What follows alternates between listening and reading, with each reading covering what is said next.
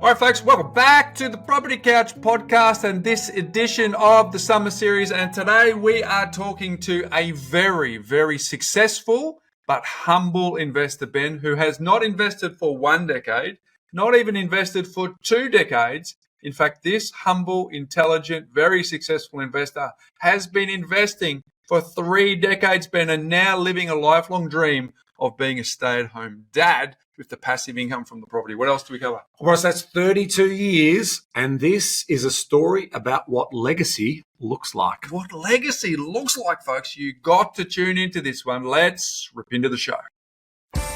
Welcome to the Property Couch, where each week you get to listen to 2 of Australia's leading experts. Bryce Holdaway, co-host of Location Australia on Foxtel's Lifestyle Channel, co-host of Escape from the City on the ABC, and partner of Empower Wealth Advisory. Ben Kingsley, chair of Property Investors Council of Australia and the founder of Empower Wealth Advisory, named the 2018 and 2019 Property Advisory Firm of the Year. Stay tuned as they bring you the insider's guide to property, finance and money management. All right, folks, welcome back to the Property Couch podcast. And Ben, welcome back to you, which is now the second last episode of this season's summer series. Are you having withdrawals like I am in terms of... Yeah, because it means that summer's already sort of 2/3 down, only 1/3 to go. But no, I mean, what an incredible series we've had. We've had some profound conversations with some people that are doing some amazing things on their way to achieving lifestyle by design, or the hiccups that they've had, but also then resetting because their outlook is still very much around lifestyle by design. And I've got to tell you, I'm excited about today's guest. Well, and there's good reason, because there's a backstory here that I think is worth sharing in preparation before we get to meet this very amazing person. Yeah. Now, so Ben, this particular gentleman, his name is Mark. He, when I was thinking, hey, listen, I'd love to showcase people that have multi-decade, who have been doing it for a long time, personify humility, just have done what it takes without any fanfare. That's when I imagined that person. Mark was it, right? Absolutely. Sends us a little note. Here's the notes, and you and I got very frothy and very excited about sharing this conversation with our community. And Mark won't mind me sharing this, Ben. He then thought, with his mindset at the time, and it's actually grown in the period that we first started this conversation with him to where we've arrived at in this conversation today. But Mark then sent Stiggy an email and said, hey, listen, I've reflected on this. And I just don't think, like, I'm a humble person. I don't think it's appropriate that I get up there. On me. It's just not who I am. And so I said to Ivis, leave it with me. So I rang him. And I said, Mark, just so you know, and I just explained what I just said to you. You are the epitome of what the whole idea of providing inspiration to our community was. And so we had a good sort of 15 to 20 minute conversation. And I just offered Mark the opportunity that it could be anonymous, didn't have to show his face on camera, all those sorts of things. But I said, your story is going to help a lot of people. Anyway, long story short, Ben, he took up my invitation to go and reflect on that. And a short while afterwards, he reached back out to me and said, hey, you know what?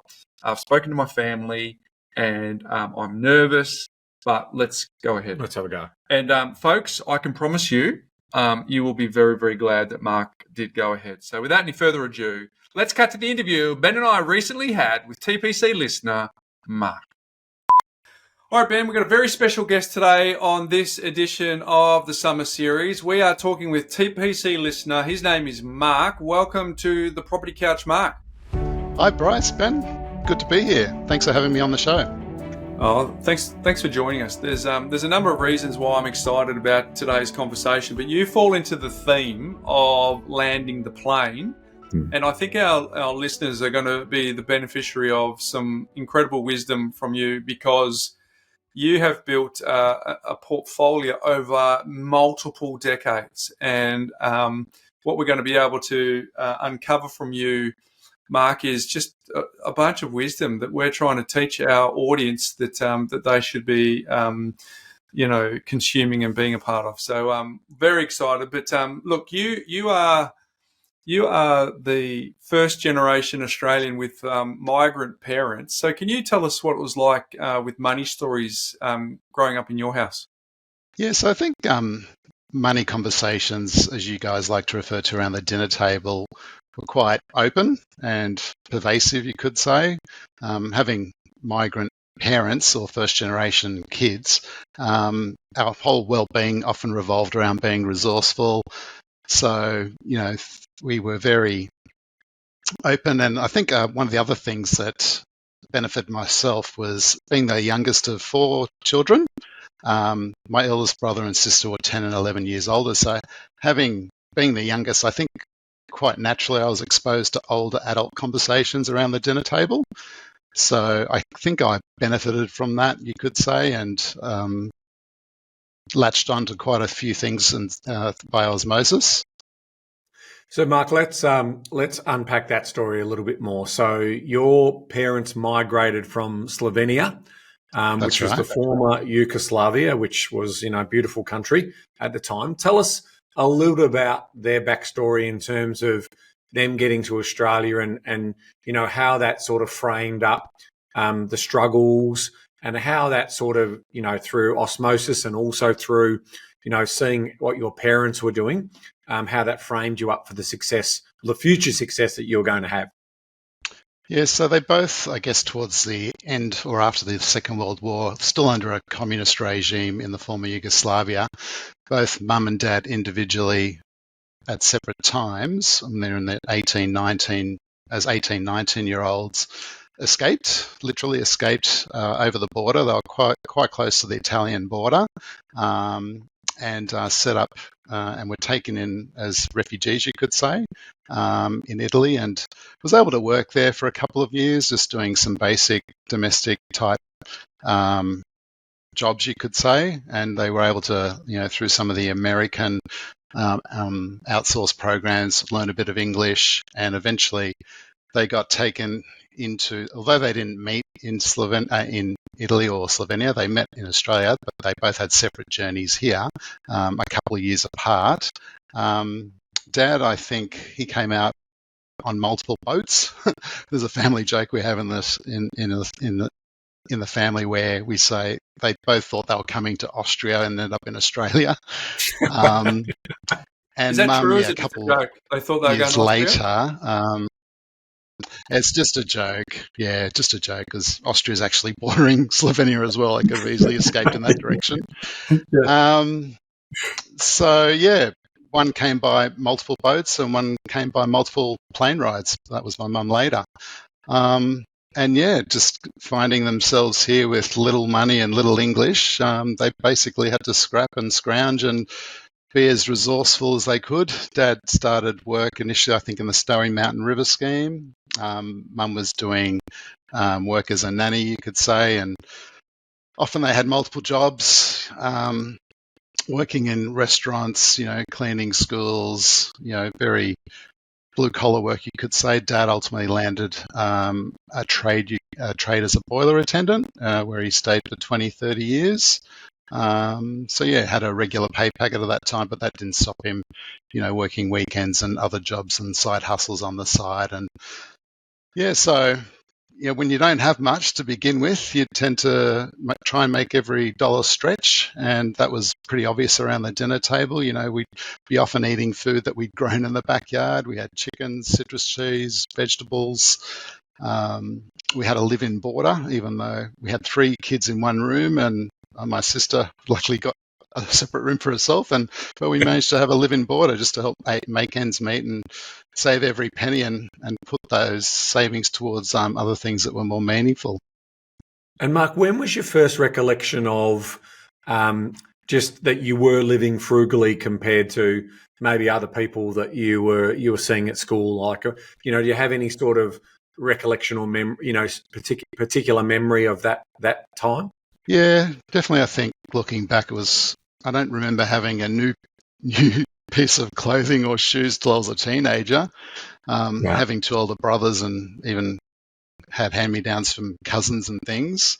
And yeah, you do pick up on things, and when you go to school and you'd see some kids getting lunch orders and packets of chips and things, and you'd be always bringing your sandwiches and whatnot from home. But yeah, never really felt bad about that or without, because a lot of kids were in the same bucket. A lot of first generation migrant families were around at that time, so yeah, it didn't feel too too out of place. Lacking. Yeah. Yeah. And that migrant mindset is something that does fascinate me. I mean, I can't relate to it, but the courage of coming from Europe to Australia, understanding the culture, understanding the language, trying to set up, is just it boggles my mind. And Ben and I have had a number of first generation, sometimes second generation, but a lot of first generation kids talking about their parents doing that, and I've got nothing but awe and respect for what they've done. And I guess you described the upbringing as frugal. You've told some stories, but can you what would that imprint on your mind around that frugality in terms of the lengths that you went to stretch the dollars and to stretch the resources that you had, and as you kind of moved into your first job as a young teenager, whatever, what sort of image, what sort of impression was being imprinted on your mind? Yeah, massive. I mean, we treasured every cent. Dad used to say, look after your pennies and the dollars will look after themselves. Was money had to be respected. And I think as a child, I soon latched on, had a bit of a maths brain. I used to like to collect things, whether it was marbles, footy cards, but there was something different about collecting coins. It had a certain amount of power and value, and even though you might have had a similar number of coins, depending on the coin, it had more value. And I soon latched on to how I could get a bit more respect around the dinner table, if you like, when you could proudly say, I had X amount of dollars saved up, or hey, I did this job, and it was something to treasure. And some of my proudest moments as a kid was Dad, bragging to other parents that, oh, look, my son made this amount of money. And I often look back to, although I had lots of little jobs, delivering catalogs and paper runs, there was this one particular paper run I held every afternoon during grade 5 and 6 when I was aged 11 and 12. And after 2 years of doing that 5 days a week, I managed to save $500. And it was massive. I held onto that and I treasured it and benefited from all the stories that Dad used to brag about, telling his friends about. And, I worked so hard for that. I wasn't just going to, blow it. And I think I held on to that $500 till I was 18, and it went towards a car. And after high school, I took a gap year, and that car helped me get to work at Kmart, where I worked full time just before starting uni. So, hope that helps paint the picture and answers the question in a roundabout way, perhaps. Well, Mark, what I want to do is, so obviously you're the youngest of 4 siblings, so you've watched your parents both work really hard to get into their first property. There's a story here that I'd love you to sort of share around your father going to the bank manager to get into that first property, but you're also you're getting taught through watching the actions of your parents working multiple jobs. Did your brother and sisters also pick up that strong work ethic? And tell us a little bit about how the family unit supported each other during that time, and how how you were able to get as a family into your first home, and then what sort of bedrock or foundation did that give you to sort of take action going forward? Yeah, so I think we all benefited from having, jobs as teenagers and earning a bit of pocket money here and there, and, had a savings ethic, if you like, towards that. And that quite naturally, I guess, those values of saving and working hard, they never leave you really, and that kind of holds you in good stead to, later stages of life where you do, put some of those savings to work. And get some of those big rocks in the jar, so to speak. I guess my journey into investing happened initially largely by accident, you could say. Mum and dad, showed love, I guess, through, providing for their family, and also had this idea that they wanted to gift. I guess it's pretty common nowadays where, the bank of mum and dad, but back then it was more like a living inheritance that they, gifted each child as they approached their 20s and they moved out of home, that they would help them get started. And so I didn't really know that was going on until I was in my early 20s and still living at home. And Dad said, hey, look, I've been able to help out your brothers and sisters, and we'd like to do the same for you. And I was happily living at home and wasn't planning on moving out anytime soon. So they said, look, let's look at getting you into a property. So as you do for your first property, you look across the road into nearby suburbs and off you go. And yeah, I'm grateful for that. They, and knowing how hard they worked for their money, I wasn't going to blow, and I had to respect that. And we put it into a 3-bedroom existing house and land in a nearby suburb.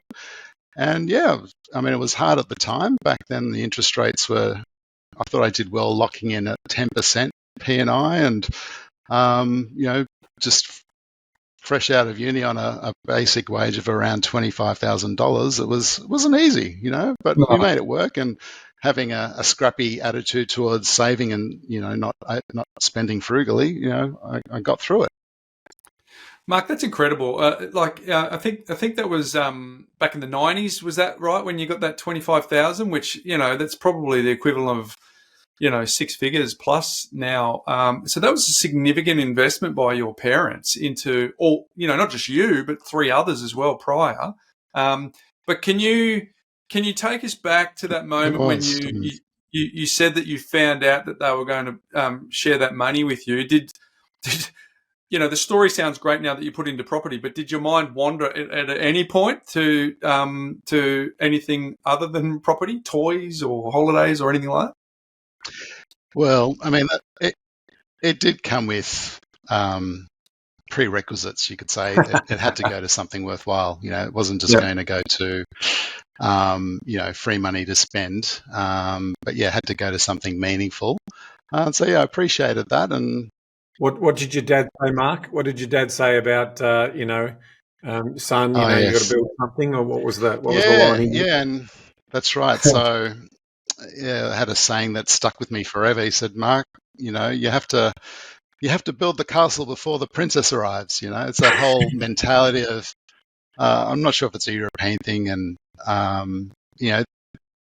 as Ben, you would often say, you got to put that big rock in the jar, and always be thinking about the next stage of life. And so yeah, it was just putting a big rock in the jar that would grow and provide options and freedoms down in the future. And so yeah, I'm very grateful for that. And yeah, held on to that property for 5 years, I think.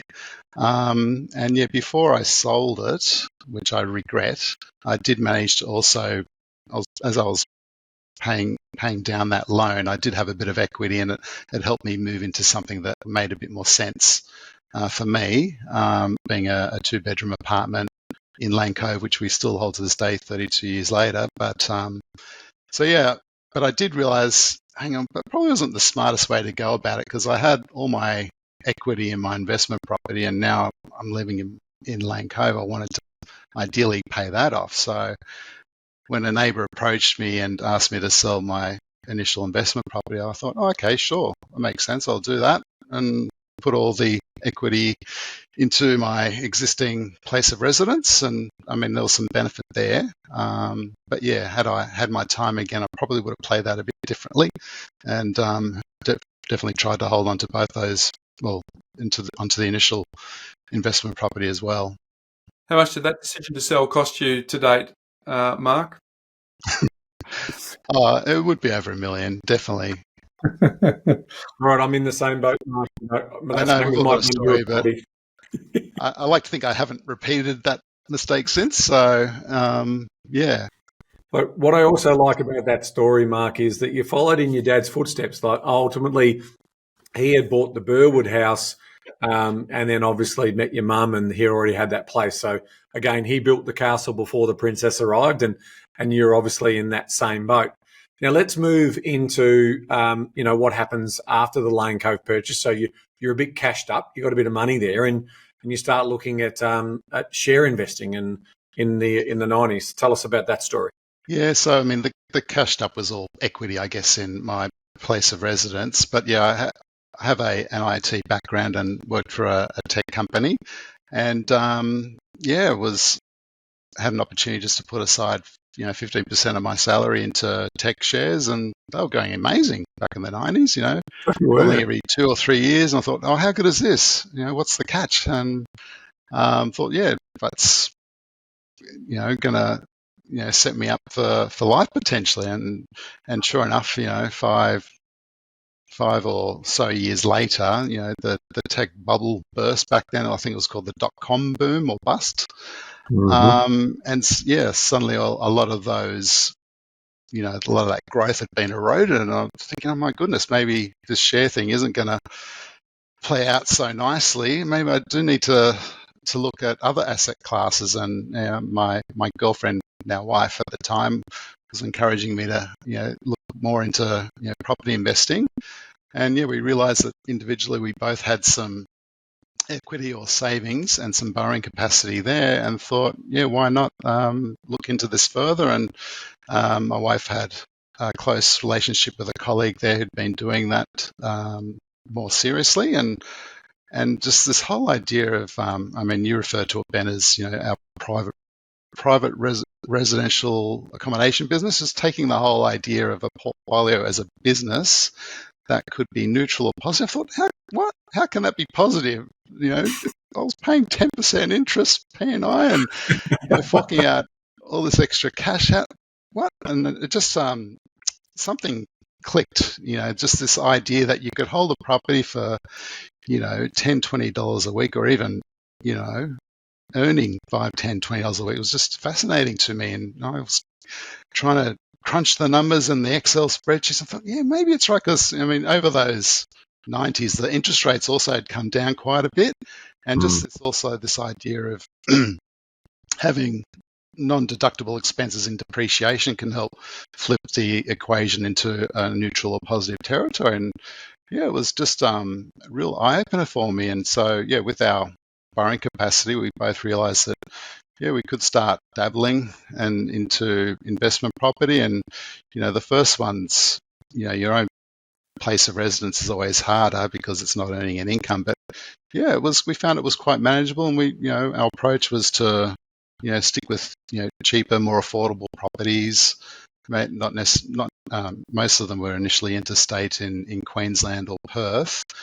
Somewhere in the low or mid 100s, a couple in the 200s, one splurged in the low 300s. Sounds so cheap now. But yeah, we're managing just to each over the next few years, one a year on average, to start building out the portfolio and realizing, hey, yeah, this is manageable. I'm always, Mark, we know the end of the story, right? And it's a wonderful news story, right? But I'm always interested in serving our community at the point where they haven't yet taken the leap to do something about their future. And so what I'm super keen to understand is the mindset that you and your girlfriend, now wife, had at the time, because you said we started to dabble in properties, then we bought a couple, and the idea was to buy one each year. But that makes sense now. But back then you were running adrenaline, and you were, is this the right thing to do? And are we, whatever was running through your minds at the time, what was running through your mind? Who was the mentor, whether it was real or virtual? Who were you wanting to emulate, or was it just the nudge, that initial nudge that you got from your dad? I guess, yeah, it was the initial nudge from my dad, and just, I guess, hanging around and mixing with enough enthusiastic amateurs, you could say, to understand that it is possible. And, we're quite wary not to talk to, publicly to just anyone and everyone about it, because, often you'll get some negative opinions. So we were confident that we were going down a good path. but didn't kind of sheltered ourselves a bit from, exposing our story too much, and just knew that, just like mum and dad, they purchased their properties for, 10 or 20,000 or less, knowing that over time, that compounds.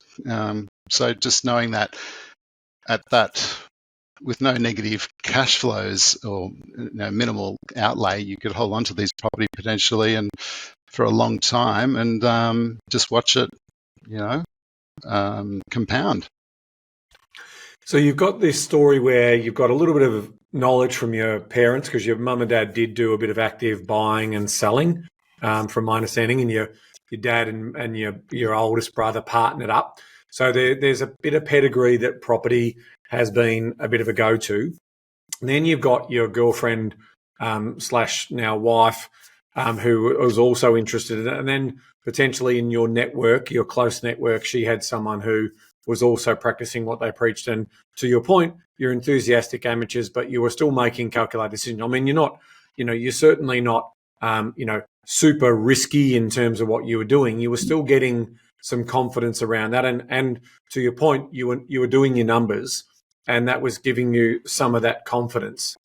So let's just quickly, because there's a lot to unpack here. So can we just run through the summary of the achievements? Because I think this sort of brings home that, and then the lessons, the challenges. I really like the way in which, we can frame this up. So in 32 years, obviously since 1993, at age 25, with your wife, you've gone on this journey. So tell us, in short, what you've been able to put together. Yeah, so, there were initially those few properties that we invest in each as individuals. And then after we got married, we realized that we had some ability to do some things together. And so although we eased off investing after those initial few years a little bit, we did have an approach thereafter of trying to, I guess, along similar lines to my dad, what is the next castle that the princess will need, or what are the kids going to want, So we with our investor mindset, we realized that, hey, we still got some borrowing capacity here. Why don't we look at pre-purchasing in advance something that we could, start a family in, maybe a bit of a backyard, more rooms, a bit more floor space, and potentially, if we played our cards right, we could purchase something in advance that was at a discount and start paying it off. And I look back and think, how clever that approach was, because we've been able to do it at other stages later in life as well. And often like that approach, because it also, as you guys talk to, things about owner-occupier appeal. By definition, if you want to live in it, it has owner-occupier appeal. So they weren't always the best, cash flow properties. But it's a strategy that I think served us well. And so we're able to start growing the property just by holding on to prior places of residences and pre-purchasing our next big rock, you could say, for the next stage of life.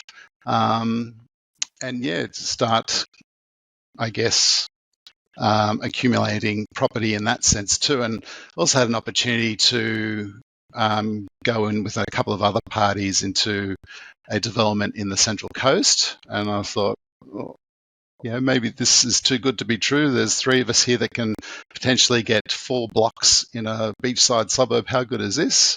So I went down that path, and, they weren't great investments. They were negative, and went into that a bit naive, and took us a good 8-10 years before we had an exit strategy. And we thought we did a bit of homework, it had some rezoning, and thought, oh wow, with these 4 blocks we can get three bedroom townhouses on there, 12 of them. That'll be fantastic. And little did we realize that that's not what the market wanted or needed. We couldn't sell the DA, so we just sat on that, and it just had to ride it out till the planets aligned better, and we realized that, hey, we could potentially subdivide each block into just single level villas, and they were getting snapped up at the end, and happily was able to hang on to one of those.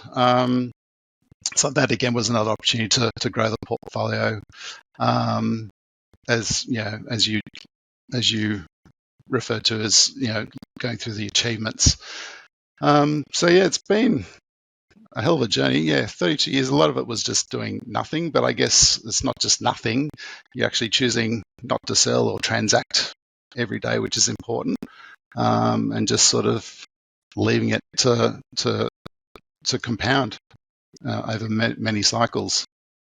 Well, your activity sheet is pretty thorough. You're humble by nature, Mark, but 18 purchases. There's 2 development subdivisions. You've had 3 renovations, 12 refurbishments, and it's up to you to say how many properties you currently hold. But your portfolio is in the deca millions, so it's a significant portfolio.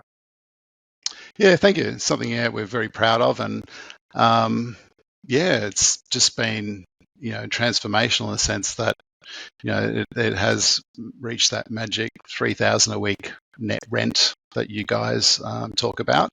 So yeah, that's helped provide for our family, and it's just provided options that in our mid-late 30s and early 40s, understanding that work was optional potentially, but it's funny how you enjoy work more when you don't necessarily need to work. And so when the time did come to finish up work, there was a nice income stream there to help leverage.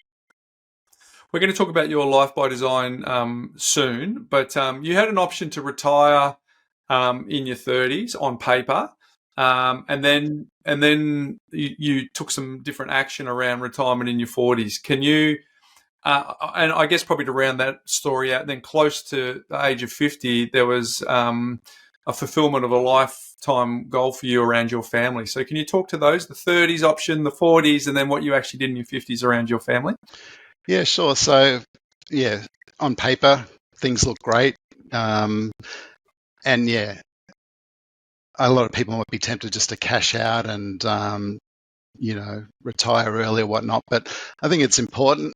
I always harbored a dream of being a full-time dad. Thought naively that I might be able to do that when the kids are born. But what do they say? Aim for the moon, you might get the stars. But on paper, I just wasn't comfortable selling up all these, gooses that were laying the golden egg, so to speak, and not knowing exactly where we might want to live ultimately, or what schools the kids might want to go to. And so I think you don't want to do anything prematurely, but it's kind of reassuring to see the net worth there, potentially being able to do things sooner, but happily working. And I think it's good that your kids see your work, and mum and dad, working hard full time to try to provide a better life. So I was thinking in my 40s at some point going maybe part time or something, but the opportunity came to take advantage of a voluntary redundancy, and noticed that there was a couple of years' wages potentially there, being with one company for so long, that I thought, this is meant to be. It's a sign. Took the plunge and never looked back. That was 8 years ago now, in 2017, when I finished up work, and it was just time, and it was ready, and it's been amazing since. Mark, it's an absolute credit to you and obviously your beautiful wife in terms of being able to put this portfolio together and to achieve that $3,000 a week. Now, when we do get someone who's landed a plane, it's always great to go through the lessons and the challenges in terms of what you've had. Now, you mentioned one of them earlier. You mentioned paying 10% interest on the first property at age 25. Now, you're obviously earning only $24,000. And you're, in terms of $100 a week with the holding costs off the investing. Now, you talk about that setting you back 4 years in your early 20s. What did you mean by that when you're saying there was a setback there? Because was it conservative nature associated with that? Yeah, so when I say I set myself back 4 years, I guess I had that experience where it wasn't that easy, that first property. And just when you're earning so little and everything's going towards a 10% P&I loan, it wasn't easy. So, and I think, you don't regret it till years later. But yeah, looking back, I feel like had I maintained some momentum, or if I had a bit more smarts around what I was doing, I could have held, that property and benefited from that. So I guess it held me back in the sense that I kind of closed my mind a little bit to property investing at that point. And I think part of me knew it was always a good way to go. But you convince yourself, I think, sometimes to remain a bit ignorant and naive, because as soon as you have enough knowledge, then you have an obligation on yourself to follow through with action. So I don't know if you call it procrastination or whatever, but you kind of want to keep your head in the sand a bit, because, if I find out too much, I'm going to have to go through this, see it through. I mean, ultimately, it's a greed versus conservative and trying to get that balance right. So I don't think you'll be too hard on yourself. I mean, you talk about, okay, there's $1 million in lost equity because you sold to the neighbour. But the reality still is, you didn't have any, mentors or professional guides. And we've all, Bryce and I have talked about this. I remember a block of dirt that I could have bought for $350,000 that's now worth $1.2 million, down the beach side there. So those types of things happen. So, but I do love the fact that you've reflected on it and you've sort of said to yourself, if I had my time over again, this is one of the things that would be really important. Yeah, and I think I was also influenced by my accountant at the time, who wasn't a property advocate. And when we did the sums on the sale, saying, this property thing just doesn't make sense. He was big into shares, and I guess that may have weighed on myself as well at that time. It did with me with my first accountant telling me to buy a off the plan property so I could get higher tax deductions as opposed to buy and hold, old existing property with land. Now, I want to move on to one of the next points you've got, which is around this idea that if you had your time over again, potentially fewer properties, and maybe at higher price points. Can you talk? Because you did some villas, units, some developments. Which have you studied the investments to work out which ones have performed the best and why? Yeah, so I guess our whole approach initially was to not just to diversify into property, but to also diversify within property, different states, borderless, different property types, house and land, new and existing, villas, townhouses, etc. And I guess, we were gravitating to the more affordable end of town.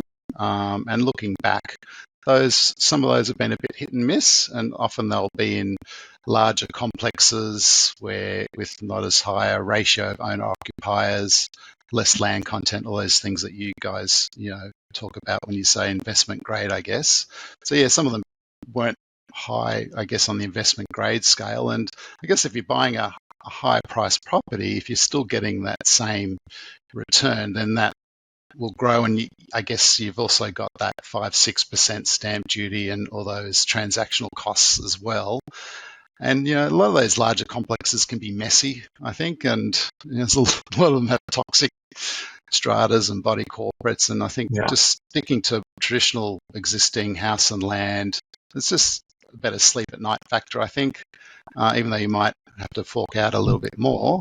I think having fewer high price properties that are well located, with good land content and owner occupier appeal suburbs, etc., is the way to go. I think the amateur investor thinks it's he who dies with the most property wins the game, but it's actually the person who has the highest value portfolio with the least amount of headaches, because ultimately you want to be able to enjoy what you've set up. So it's very common what you've just described there, where people look back in the rear vision mirror and they go, you know what, I just wish I could have just held a few really good ones, right? So I think people should really that land as they marinate on this summer series episode. But there's a couple of other things in the lesson category that I think is super intriguing. One is the concept of survivor guilt. I'd love you to talk to, and the other one is, when you grow up with frugality and then you do what you've done and really stay humble and be resourceful and all of those things that you learn,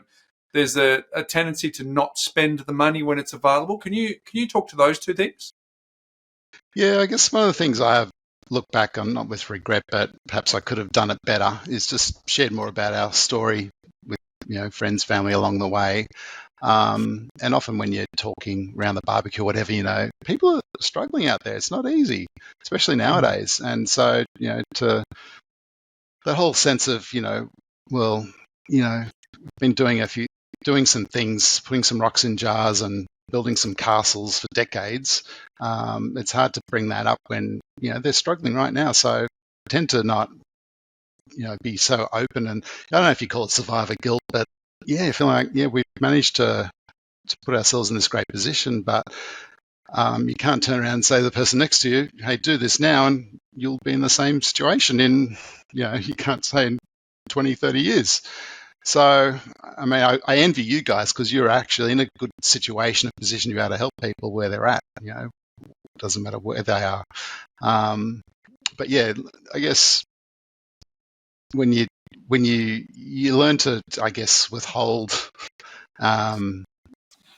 this sort of sharing of information, I guess, about your journey, and just to downplay it at most opportunities and not share it. So yeah, I guess that kind of talks to where you're going. And because we're of a generation, Mark, where you didn't talk about stuff like this, like the new generation with podcasts and everything now. Like everyone talks about it, but because humility and not wanting to have a sense of bragging is super important to you. And I'm super grateful that you came on to share this story. But there was a point where you were concerned that even talking about your story with us was a little, I don't want to use words, but that are not yours, but feeling a bit conceited or not humble or bragging or, because that's really important to you, wasn't it? Yeah, I mean, I loathe people with egos and, bragging and, whatever the term is, show ponies, that sort of thing, just for the sake of it. So, yeah, and that's another reason not to be too open about. I mean, it can be done, and I don't have enough skill or confidence in sharing that story in a way that comes across with, compassion and kindness, rather than, all about the ego. Well, you're doing it right now, to be honest with you. I mean, you are coming across as incredibly humble, with real levels of humility, and you're doing it for the reasons that you're doing it, because you want to help others. To say that, with a bit of sacrifice, with a bit of hard work, and a bit of education and time, you can actually achieve what you've gone out to achieve. But I think to, Bryce's second point, when you get into that sort of money conscious state, you still potentially find yourself making certain decisions around, there's enough money there to live very ostentatiously, but you're still choosing to be sensible about the decisions you make with money. But sometimes there's a moment of splurge, and sometimes there's a moment of, okay, well, I'll be conscious of what I buy next. That's right. And yeah, I think day by day it's in our DNA to watch our pennies, and I don't think I pay full price for anything. And like you guys, I have 12-year-old cars and just don't see the sense in updating them too frequently. But yeah, I mean, I do like to indulge with experiences and travel and those sorts of things. And nowadays, I don't mind going out once or twice a week for a meal. That's quite normal for us. And although it took me 18 years before I can remember going to a Chinese restaurant, now it's just it seems a lot more normal and possible. Well, the Morgan Housel's new book, The Art of Spending, it's exactly, to summarise what we're talking about here. It's you've found what brings you great joy, and what brings you great joy is time with family, experiences, travel. And we're going to get to your lifestyle by design from now. My final question around the sort of lessons and decisions that you've had to make in landing the plane. You've sold down a few of your properties in your portfolio. In terms of the decisions that you made in selling them down, did you sell down the worst performing properties? Like, what methodology did you look at for each property when you made the decision to divest of some of those properties? Yeah, so, I mean, we were looking at what is the next castle, and for now it's, got one kid still in high school, one at uni now, so at some point we're going to look at downsizing. So that's our next build the castle for the princess, I guess, or the downsizer castle. And just to make that just to make that more manageable, that's a big loan to take on again. Just to sort of halve that, we're looking at it selling down on a couple of properties, and a couple of that we've had for more than 20 years, one in Perth and one in the Gold Coast were candidates, you could say. And just out of curiosity, I approached one agent in Perth that was looking to who seemed quite popular in the area, making a lot of sales. And what's going on here? He said, 8 out of 10 of my buyers are interstate purchases from buyer agencies, and I think they're offering ridiculous prices. And I felt a little bit, is this the right thing to do? But I thought I can be a price taker, put my hand up, and so the Perth property was an obvious one there. And similarly, there was an opportunity to do a renovation for a townhouse in the Gold Coast. So we did a $65,000 renovation on my wife's original property, which she, scrounged $40,000 to put a deposit on, 20 plus years ago. And we managed to put in an additional bedroom, update the kitchen and bathroom. And so you manufactured a lot of equity on what had a lot of recent growth. So I think having some recent growth was, in both those scenarios, was a good candidate to sell down. And so, that's now offsetting. And have you divested from the other units and properties that are in body corporates and so forth? Have you really cleaned it up so Not portfolio quite. mainly looks okay? Not quite. There was another property I sold in Perth also recently,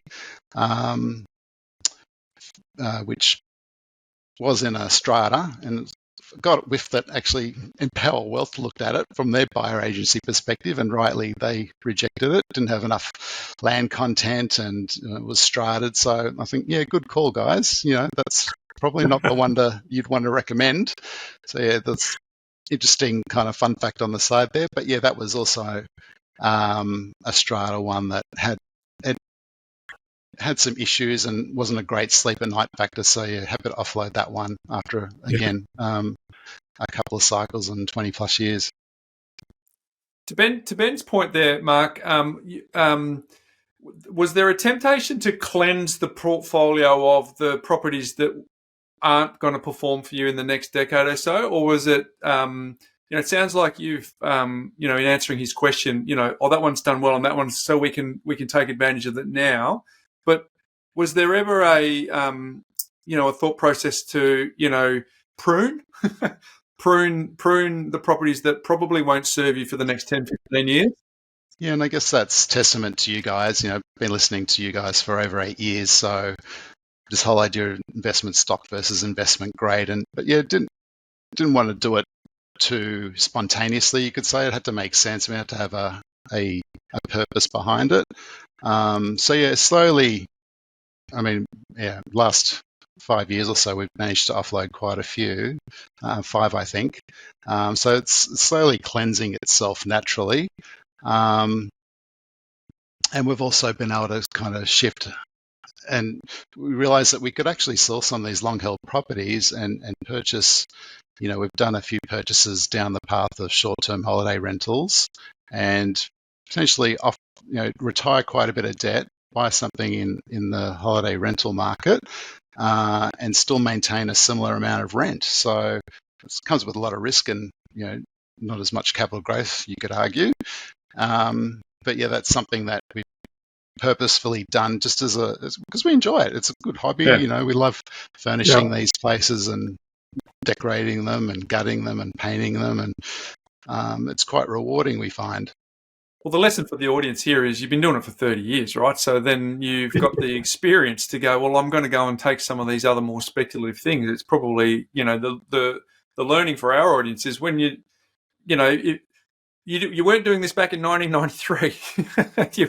You're doing it in 2020. So I think that's good. But I think there's in terms of framing up this conversation with you, and you took some time to really give us your thoughts. You had some North Star summits, and you categorised them in two ways. One is the freedom and how you continue to have that freedom. And the other one is your lifestyle by design. So I reckon it'd be great for us to talk to some of these, because I feel like this is where we can really start to marinate and celebrate your story, because we don't necessarily love property. We love what property can do, right? And some people love architecture and design and all that. So I'm not really. It's a bricks and mortar bank account for a lot of people. So I'd really love for you to spend a bit of time around this, around what freedom looks like to you and what some of your lifestyle by design looks like for you.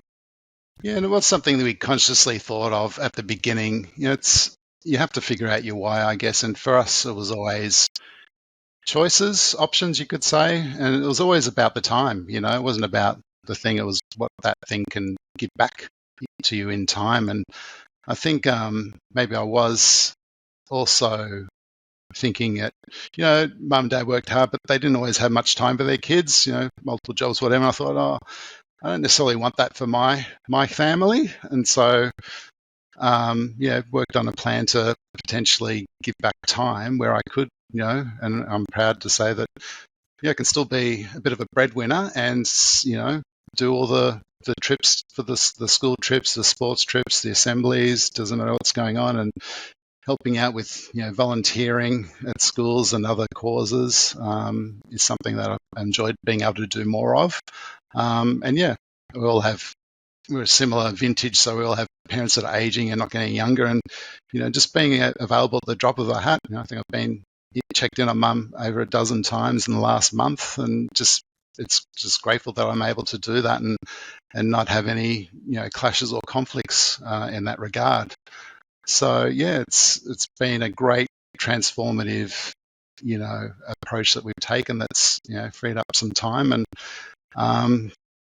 it allows you to do what's meaningful in life, I guess. And Mark, in terms of the lifestyle by design and ticking off some of those big goals and personal goals, take us through some of the things you've also been able to do now that you've got the financial freedom to be able to look at these things and make some changes in your life. Yeah, so we've updated one car that was we haven't updated. The kids are going to inherit a 10-year-old car, and my wife now has a nice EV, and I'll be looking to do the same with my 2014 SUV and updating that soon. So they're kind of minor things, but looking forward to doing that, as well as looking at the next. We alluded to our dream of ultimately downsizing to a beachside location, and I often think back that I could have possibly done that decades ago, but would have stretched our serviceability, and it might have set us back decades and not allowed us to do other things. So having that to look forward to, to downsize into in the coming years is something that we're designing by lifestyle. I alluded to that Central Coast property that we'll still holding on to. It's been great for family holidays, but we might update that and look to get something smaller with a view, perhaps, as well as maybe got a bit of confidence around these short-term rentals now, so might look at getting a city pad that we'll let out or use on occasion. And also, with my background, just at some point look at getting some EU citizenship and having a big dream of a castle in Europe that we could have multi-generational gatherings around. I don't know how that'll play out. Sounds amazing. But it all starts with a dream, right? Yeah, it sounds amazing. Yeah, and more and more travel, which is something that we all get excited to do in life. More of that. And a 25th wedding anniversary in 2027 with a river cruise in Europe. Yeah. You know what? We're on the same boat there. I can visualise myself sitting on one of those Rhine river cruises, going down the Rhine there. So I can't imagine that. You get too fidgety, but I can imagine you desiring that. But yeah, and then you've got some hikes and things that you've got planned. So well done, Mark. That is essentially why you would do this. Full-time dad, taking more care of yourself, checking in on mum regularly, being at school events, and then also being able to upgrade cars, fulfill your dream to move to the beaches, get a pad in the city. That is lifestyle by design, folks. That is, it's not just Ben and Bryce banging on about something. That is what it looks like landed for folks. So that's amazing. But you also want to do some contribution as well. So you actually want to get to, the seventh stage of financial well-being too, which is contribution. So there's a few things that you want to do around. It sounds like doing the same thing you received from your parents is one of the important priorities for you.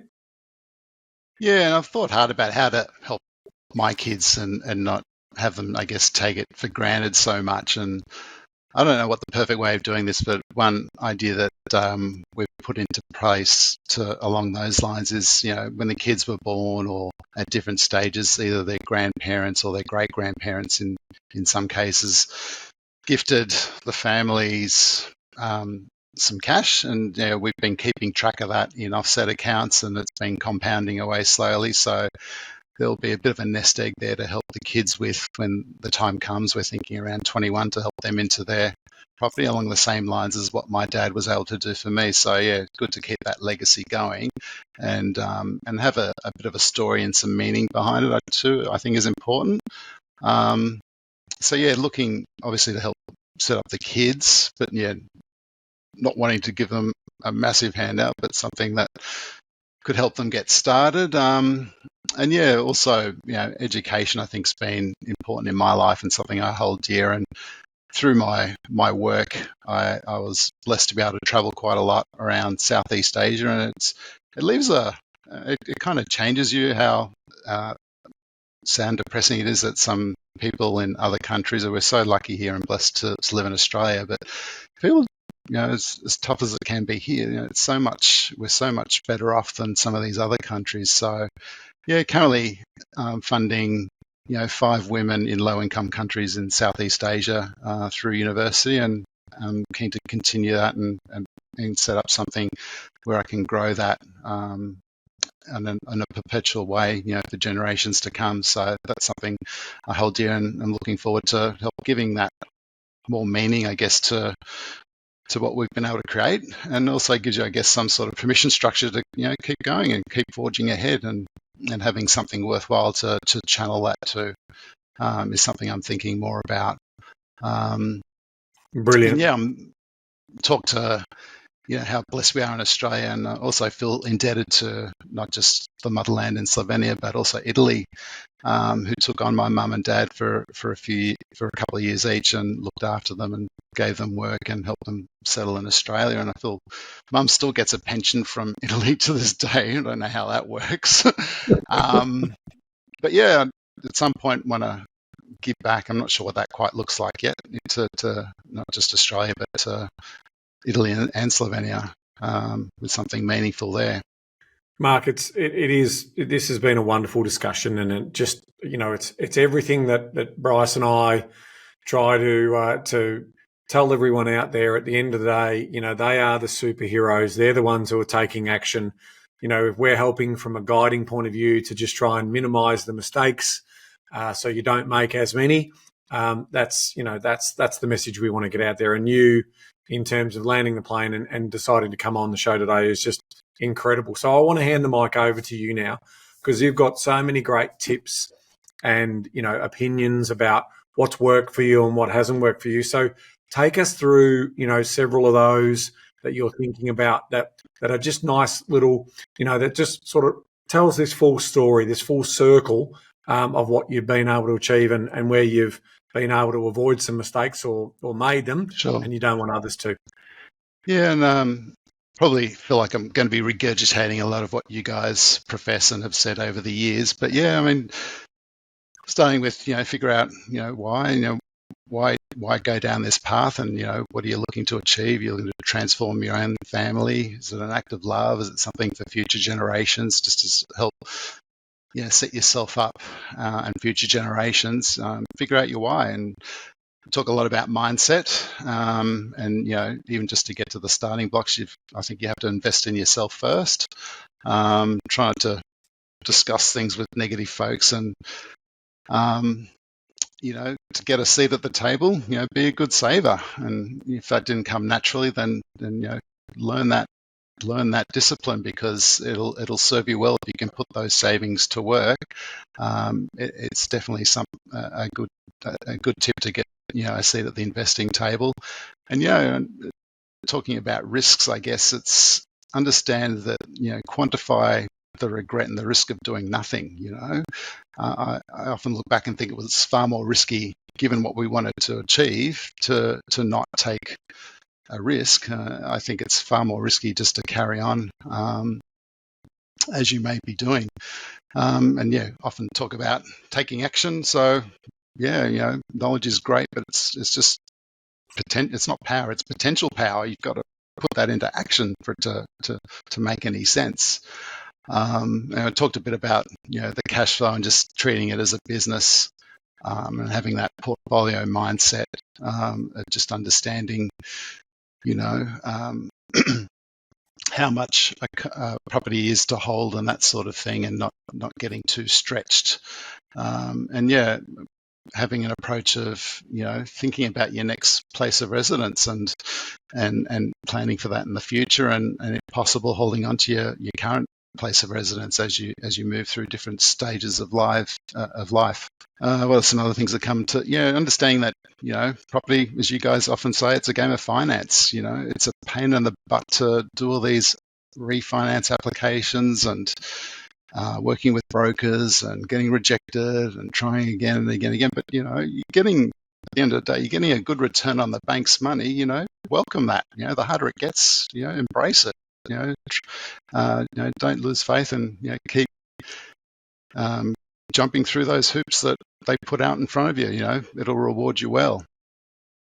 Talk about delayed gratification. Project forward, and see where you might end up if you don't change paths. And just don't try and transact so often.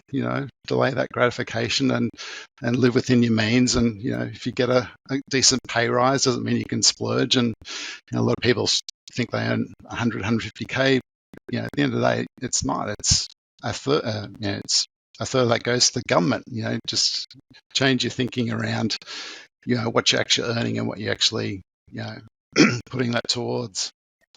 And I guess ultimately, try, as my dad would say, build the castle before the princess arrives.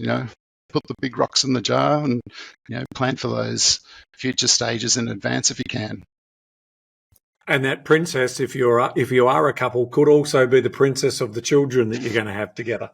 There's nothing worse than getting yourself in a position where, if you want to have children but you're not you're not in a good financial position, that is going to be a real handbrake in terms of the level of quality and lifestyle that you're going to have. So if you're already partnered up, try whatever you can to get on that property ladder in your principal place of residence, which is exactly what Mark was talking about, and then scale up. Right, basically work hard to pay that one down and try and hold on to it if you can to get into the next one, or use the equity sensibly. I think these are all wonderful, wonderful tips from someone who's been doing this for decades. So thanks for sharing, Mark. Hey, Mark, you represent everything that Ben and I stand for. Your story is something that that, let's be honest, I fought hard for this story because you are an incredibly humble man. And you actually went to, I hope you don't mind me sharing the thought process, but you went to a lot of energy and effort to actually give us the details of your journey. And then I don't know, you might want to talk to it, but there came a point in your mind where you thought, no, I'm not sure I'm going to take the opportunity on the summer series. So thanks, but no thanks. And I just said to Ben, I'm going to jump on the phone to Mark. Because this story got me, and I think it does represent everything Ben and I stand for. Get rich slow. You're not going to do it perfectly, as long as you take action. You bought great properties, you bought some properties you wouldn't do in the past. You were able to delay gratification. You had a very clear why. You were there to serve your family and honor your parents. There is just so much to love about this story, and I just wonder if you could maybe talk to that before we sign off, Mark. Given that I'm incredibly grateful that we've had this conversation, and I'm super excited that we're sharing it with our audience. But it almost didn't happen. Yeah, I did sit on the fence, as you can recall, Bryce. But I'm grateful that I am on the show, and if nothing else, I feel like I owe it to the community. I've been able to benefit from so much free information over the years from different sources. And if there's something in my story that's interesting and useful, then why shouldn't I share that? Which I regret not doing more of along the way, as we talked to earlier. And each year, I love I've listened to you guys for 8-10 years now, and I love the summer series. And I think, I just felt when the shout out came out this year that you're kind of talking to me personally. I thought, I'll just put the hat in the ring. Worst case, if it gets rejected, great / fine. But careful what you wish for, and had to go through in my mind the whole idea of getting on board. But yeah, it's been fun, and I think I would look back with regret had I not gone and pushed through. But it's been fun, and as you often reflect, it's the anxiety you build up in your head's never as bad as the actual thing. And just that whole idea of, it's scary, but that's probably a good reason to do it anyway. And it's kind of cool. You guys are rock stars, and I feel very, privileged to come on your show. So just want to set a good example for the kids. And as you say, hopefully captured some of my parents' story and honoured that as well, and just having this out there as a legacy piece for future generations. And my great grandkids want to figure out what their great grandfather was like, they can listen in. And I do have that worry that often what happens after generations, as you guys I think allude to, first generation earns it, next one keeps it, subsequent generations lose it. So not too worried about my kids. I think they've got their heads screwed on pretty well. But hey, for my great grandkids out there, when you start listening in to this, don't stuff up. So yeah, just good to have that out there, and something that is a bit of a time capsule, you could say.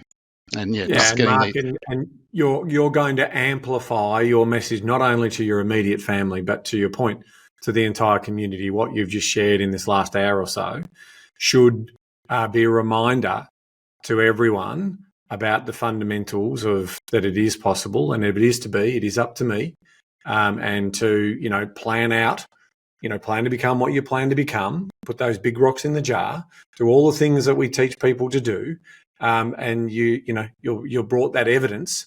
And you don't work with any of our services. So I just also want to let people know, in terms of you've just taken the knowledge and you put it out there, and now you're passing on that knowledge to say that it doesn't have to be with Ben and Bryce's business. They can, you can just get out there and do this yourself. And I just think it speaks volumes of who you are as an individual and as a human, and your wife for that matter, and obviously in the kids that you're raising and the time you spend with them. So thank you very much for coming on the show. Thank you, Ben. Thank you, Bryce. It's been a pleasure. Thank you for all that you do. Appreciate it. No worries. Well, we appreciate you too. Thank you, Mark. There you go, mate. That that now you know why I was so keen. Well, I remember reading it, and so obviously you and I get to read all of the people's submissions to work out who we're going to select for the summer series, and I'm so glad that you called him. And Mark, I'm so glad that you decided to share your story, because the humility is obviously there, but it's all, he's one of the silent, aspiring Australians that have done what we've been able to do and what others, but we do get a lot of reach outs for case studies in media as well. Yep. And we've got a lot of clients who are also done very well, but they don't want to, have their name up in lights and their privacy and all of that. So we respect that, right, in terms of that. But the fact that... Because I'm the same, Ben. Enough of my life is public. I like to keep my family and my stuff as humble and private as I can. But so I got it. But this was... Well, I mean, look, so let's just... For me, I've got, there's lots of notes, but I want to sort of try and summarise it, right? So Mark was blessed with a couple of parents who worked hard. And so he was able to see the habits and behaviours of his parents who migrated and had a transformation in terms of the journey that they went on, and gave him the opportunity to get a great education and to obviously find himself in a position where he is today because of that. So he's been very diligent, very prudent in terms of his knowledge building, and then he acted on it. And so for mine, it is a story that reflects that through delayed gratification. And Mark, you know that this story will now be something that potentially builds what builds off the back of that is you've now got an estate that you've been able to build that's going to potentially be a legacy. This story being recorded is also going to be a legacy for you, but it's a reminder to our community of what is possible when you invest for the decades and not just the short term. And, in the age of social envy and the chest beating that goes on in terms of all of these young gun investors who want to brag about their portfolios, here's someone who's like... There's the other end of the spectrum. Yeah, it's okay, guys, but, so hence telling the story in a really humble way. It just goes to show you what can happen when time does a lot of that heavy lifting, but you also do the diligence, in terms of do your due diligence in the right spaces, you can make magic happen. Yeah, Mark's the epitome of, not trying to showcase everything he's doing, just likes long, romantic walks to the bank. Because ultimately he's got this lifestyle by design that that's an envy of most. He could have retired in his 30s and didn't, and decided to keep playing on. And of course, the iconic statement from his dad was, "Build the castle before the princess arrives." Yes, I remember that beautiful one. And for all those ladies out there where a man's not a plan, that's fine. But that, Mark is in a vintage where that was well and truly the norm for the time. So build the castle before the princess arrives. And 18 purchases, 2 subdivisions, lots of properties, and very much someone who's in control of their financial future, their financial destiny. And how good is it that lifestyle by design was to actually get his time back so he could actually be a stay-at-home dad? Yeah, I mean, the sacrificing to kickstart for the kids through the parents. He's now, he's there's a family office being built here, right, in terms of a wealth office. It'll be, again, there won't be any show lights or any spotlights on them. They'll just go about their life and keep living humbly, but they have this financial security and their time available to them. So credit to you and Mark, obviously to your wife, and everyone who's been involved in your journey over the decades have it's the epitome of what you wanted in the show, Bryce. I think we got there, and thank you, Mark, for obviously changing your mind and deciding to come on the show. Not only decided to come on the show, was happy to use his name, was happy to use his face, was happy to be the feature, and well done. So from where we started, Mark, from where we ended, congratulations for you on some of those limiting thoughts around what that actually meant. I think instead of being braggy and show-offy, I think our community is going to go, oh my gosh, what an incredible story that we can use as a reference to give us some definition and some help around what actually a North Star looks like. Yeah. And staying very much committed to that North Star. So thank you, Mark. You are very much appreciated by Ben and I, and on behalf of the community, I'm sure you're very, very much appreciated as well. So Ben, as we sort of head to home on this episode. Yeah, just a couple of important things. Obviously, if you haven't already known, Bryce is going to take a sabbatical. So I'm not going to spend a lot of time on it this week. Good. I'm just going to basically say details are in the show notes. Click on the link. There'll be instructions in terms of how you can share a story or leave a message for Bryce. We are now starting to lift our eyes up. Real estate agents are now back in their offices. Things are starting to move on the property front. So there's a couple of things that I just want to remind you of. Obviously, our free property reports. So every month we get a whole new set of data that feeds into our property reports. They're updated on a monthly basis. So the latest data for December is now in those reports. So you can get access to those through, obviously, the Property Couch podcast, but you can also get additional or more reports inside the More platform. So go there and under the My Property section, you'll be able to download some of those free suburb reports that give you an updated market assessment in terms of the latest data. And then finally, Bryce, this summer series has also been about the challenge that we put out there in terms of creating a cash flow surplus. We've got the new transaction feature, which is hugely popular. We're also now introducing free demos. So if you want to get a demo of the platform before you kickstart your journey on there, you can also book a 15-minute demonstration where one of our team will basically show you around the platform, show you the value you're going to get out of it in terms of whether it's managing your property portfolio or whether it's setting up your money management. As part of that journey, your goal setting is also essential in there. So the details in terms of linking to be able to book a demo of the More platform, you can do that as well. So that wraps up the housekeeping for this week, Bryce. There you go, folks. Hope you're enjoying your summer as it gets very close to the end of January. Between now and next week's episode, there'll be a public holiday. So for those of you taking advantage of that, enjoy the break. But Ben, until next week. Knowledge is empowering, but only if you act on it. There you go, folks. See you next week.